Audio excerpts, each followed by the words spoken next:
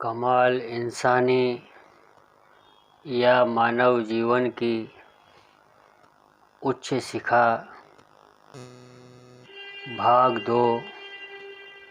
लेखक परम पूज्य परम संत समर्थ सतगुरु महात्मा श्री रामचंद्र जी महाराज उर्फ लाला जी साहब। पहले भाग से आगे यह मालूम है कि हर आदमी की शक्ल सूरत एक दूसरे से नहीं मिलती, उसकी प्रकृति, आदतें और संस्कार भी अलग अलग होते हैं।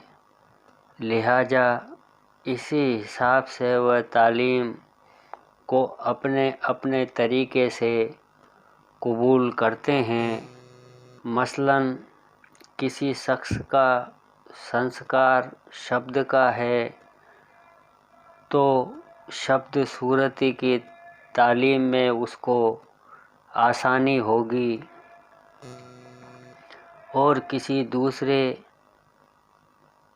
का दृष्टि मार्ग का है तो उसको यह ही तालीम सहल और अच्छी मालूम होगी, वगैरह वगैरह। मगर सब तालीमों में यह बातें जो लिखी जाती हैं आम हैं और शामिल रखना चाहिए। पहले अहले इस्लाम के अकीदे के मुआफिक सूफ़ी लोग इस तरह तालीम देने को मौजू और मुनासिब ख्याल करते हैं कि सालिक अपनी पूरी तवज्जो परमार्थ की ओर फेरे, इस तरह से कि पहले दर्जों को अदा करे, यानी नमाज जो फ़र्ज की गई है, उसके बाद वह बातें और अमल जो हज़रत पैगंबर साहब ने ताकीद के साथ करने को फरमाई हैं, और उसके बाद वह बातें और अमल जिनको कि जनाब रसूल सल्लल्लाहु अलैहि व आलिहि व असहाब वसल्लम ने करने का हुक्म फरमाया है, लेकिन ज़्यादा ताकीद नहीं की करें। फिर कलमा तौहीद की तरफ मुतवज्जह हो। इन बातों के करने के बाद जिक्र, फ़िक्र और उन्स के मुकाम में मुस्तैदी दिखलाएं, यानी जाप, मनन और सत्संग वगैरह में मशगूल हो। चंद रोज़ स्वाध्याय, माला फेरना, मंत्रों के जाप और प्रार्थना खूब दिल लगाकर करें। बाकी सब कामों की तरफ धीरे धीरे दिल लगाने, बहस मुहासा करने, ज़्यादा यद वगैरह करने कराने में बहुत वक्त न लगाएं, बल्कि रात दिन अपने इस मिट जाने वाले शरीर को लय अवस्था में दाखिल करने की कोशिश करें। तब ही उम्मीद है कि उस दयाल शक्ति की मौज ऐसे अभ्यासी को उसकी खुदी और अहम पने से निकाल कर लय अवस्था और फिर स्थिति और परम स्थिति की सरहद तक पहुंचा देगा। और जब ऐसा हो जाएगा तो वह सदपद को प्राप्त होकर सत के ही सतगुणों को देखेगा और उसी के असर मालूम करेगा। और जितने की काम इस दुनिया में हो रहे हैं उसको वह प्रत्यक्ष मालूम होंगे कि उसी की जात से हो रहे हैं।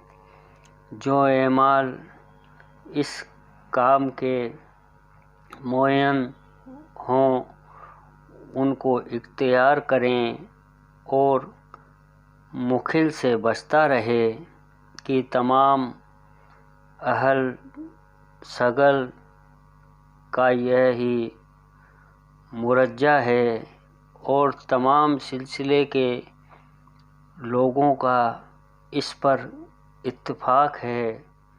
बस तालिब को चाहिए कि ऐसे अशगल को इख्तियार करे जिससे बेखुदी पैदा हो।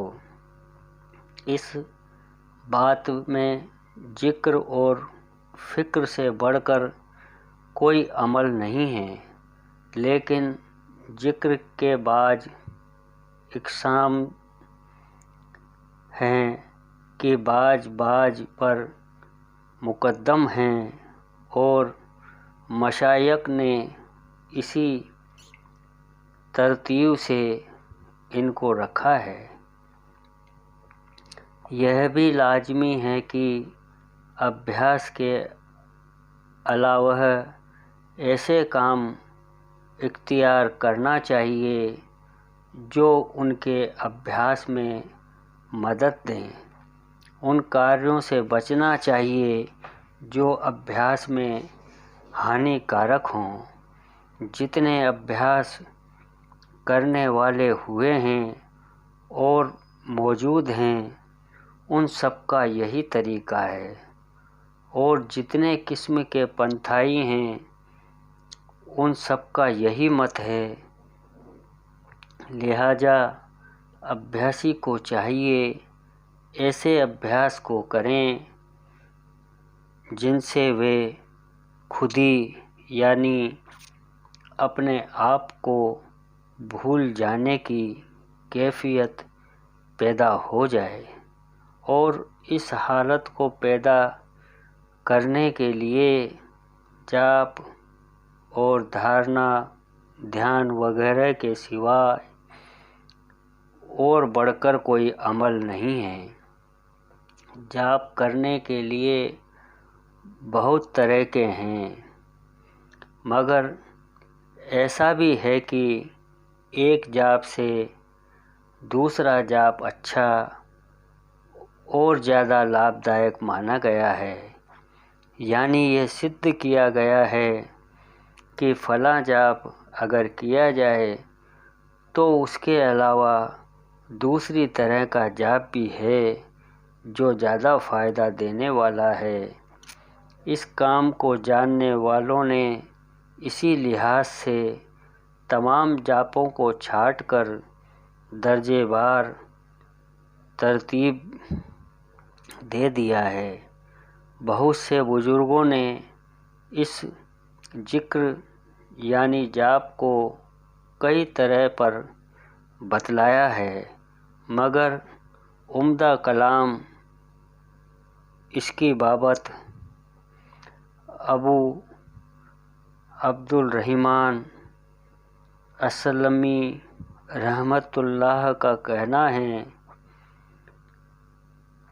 कि जाप की कई किस्में हैं। उनमें से एक जिक्र ज़बानी है जो मुँह और ज़ुबान से जाप किया जाता है और इसको सब लोग जानते हैं। दूसरा जिक्र यानी जाप दिल का है जो मानसिक है, यह जाप बुरे ख्यालों और दुविधा और वहमों को दूर करने वाला है और इससे मालिक के नाम के जाप में दिल जागता है। एक तरह का जाप और है, उसे जिक्र सिर कहते हैं। इसका जाप करने में अंतर इस तरह भर जाता है कि अगर कोई ख्याल और खतरा दिल में आने का इरादा भी करे तो हरगिज ना आ सके। इससे मालूम होता है कि जिक्र सिर जिक्र कल्ब का असर है। सिर एक लतीफ़ा या मुकाम का नाम है, जो लतीफ़ा कल्ब के बिल्कुल ऊपर को है। हुजूर दायमी इस लतीफ़ा सिर की वजह से हो जाता है, यानी एक टक तवज्जो का लग जाना और सिवाय एक चीज़ के, एक लक्ष्य के सब चीज़ों का ख्याल भूल जाना, इस ही लतीफ़ा सिर की खासियत है। जब तक यह मुकाम नहीं खुलता उस वक्त तक ऐसी हालत नहीं पैदा होती कि अपने आप को इस तरह भूल जाएं कि कुछ याद न रहे, सिवाय उस बात के जिसको लेकर या जिस लक्ष्य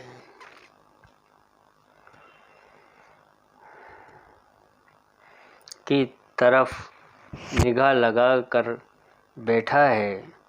दिल के जिक्र और जाप में हमेशा और हर वक्त उलट फेर और चक्कर है। इस वास्ते इसमें हुजूर दायमी नहीं हो सकता। एक और चौथी तरह का जिक्र या जाप है जिसको जिक्र रूह कहते हैं। इस जाप में जाप करने वाला अपनी सिफत या गुण से मिट जाता है। मतलब कि यह है कि आप करने वाले का यह ख्याल मिट जाता है कि जिक्र करना मेरा काम है या मैं जाप कर रहा हूँ, क्योंकि जब उसके सामने सिवाय एक लक्ष्य के जिसको कि अल्लाह कहते हैं, दूसरी सब चीज़ें नज़र से हट गईं और कुछ बाकी नहीं रहा, तो जाप करने वाले का यह ख्याल बंध जाता है कि परमात्मा खुद ही उसका जाप कर रहा है। ऐसी हालत जब हो जाती है तो जाप करने वाले का न जाप बाकी रहता है, न हाल, न कैफियत और न उसका गुण और वस्फ। जाप मिटे अजबा मिटे, अनहद भी मिट जाए, सूरती समानी शब्द में ताही काल न खाए। यह हालत सत्संग में आम तौर पर अभ्यासियों की हो जाया करती है कि सत्संग शुरू करते वक्त दिल जाप करता हुआ मालूम होता है, लेकिन थोड़ी देर के बाद फिर कोई बात शब्द वगैरह की मालूम नहीं होती, जिसकी शिकायत अक्सर लोग अपनी नावाकफियत की वजह से किया करते हैं और इसको ऐब या अपनी तरफ से नुकसान ख्याल किया करते हैं। इसके बाद अबू अब्दुल रहमानी असलमी रहमतुल्लाह फरमाते हैं कि जिस तरह जिक्र और जाप की बहुत सी किस्में हैं, इसी तरह फ़िक्र की बहुत किस्में हैं। मिसाल के लिए इस तरह समझना चाहिए, मसलन एक अभ्यासी का जब धारणा और ध्यान का दर्जा ख़त्म हो चुका हो तो समाधि की बारी आती है। समाधि उस हालत का नाम है कि अभ्यासी सब तरफ से ध्यान हटाकर सिर्फ एक ख्याल या एक बात को लेकर बैठता है और सोचता है। जब तक चाहता है उस बात और ख्याल को अपने सामने से हटने नहीं देता और न कोई दूसरा या दूसरे किस्म का ख्याल शामिल होने पाता है। अब एक अभ्यासी को मान लो कि इस ख्याल को सामने लेकर बैठा है कि जो गुनाह उसने किए हैं या जो शास्त्र के खिलाफ बातें हैं अब तक उसने की हैं या पहले करता रहा है, वह सामने आते हैं और मालिक के हुक्म जो उसने दिए थे उनके मुताबिक नहीं कर पाया, इस बात को ख्याल करता है और पछताता है, माफ़ी मांगता है। दूसरे की मालिक ने जो एहसान उस पर किए हैं और उसने जो कृपा और दया की है उसका शुक्रिया अदा नहीं किया और न गुण माना, और अगर कुछ किया भी तो उसके एहसान के मुकाबले में बहुत कम किया और ख़राब तौर से किया, इस पर शर्मिंदा होता है और उस वक्त इन बातों को ख्याल करके रंज करता है। तीसरी किस्म की यह फ़िक्र और सोच विचार कि असल में जो कुछ हो चुका और अब उसका ज़ुहूर होता है, यानी मतलब यह है कि इस शरीर को रखते हुए जो कर्म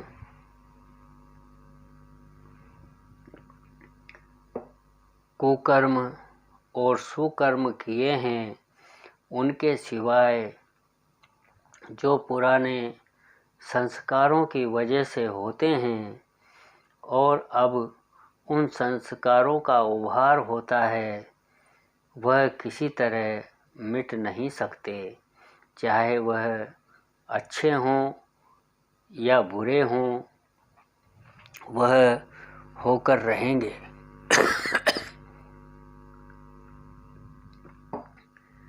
जो विधाता ने ललाट में लिख दिया वह लिख दिया, ये ख्याल करके सालिक ईश्वर की मदद तलब करता है।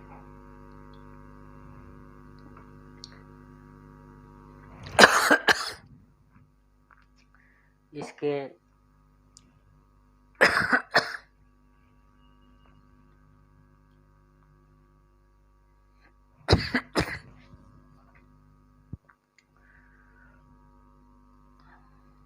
मुतल्लिक एक आयत है, मुक़ब्बुल कलम बमाहु गायन, यानी होने वाली चीज़ों को लिखकर कलम सूख गया। यहाँ इस बात की भी फिक्र सामने आ जाती है कि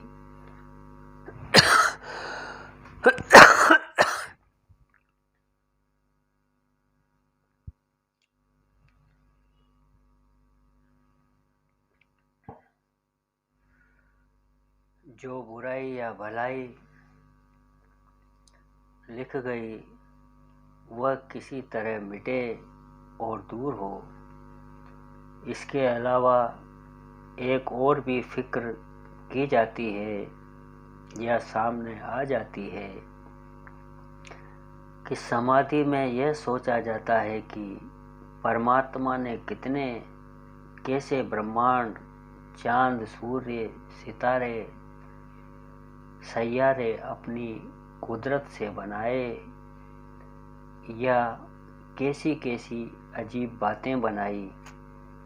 इन बातों का ख्याल उभर कर सालिक के दिल पर परमात्मा का बड़प्पन और मालिक कुल होने की याद ताज़ा हो जाती है। बंधुवर,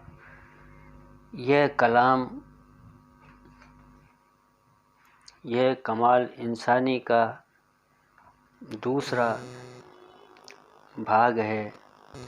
अगर बोलने में कोई त्रुटि हुई हो या बीच में किसी प्रकार की रुकावट आई हो तो हम आप सभी से आपके श्री चरणों में नमन करते हुए माफ़ी चाहते हैं। हमारे YouTube चैनल राम समाधि आश्रम संत थानेदार को अगर आपको अच्छा लगे तो लाइक, सब्सक्राइब और कमेंट करने की कृपा करें।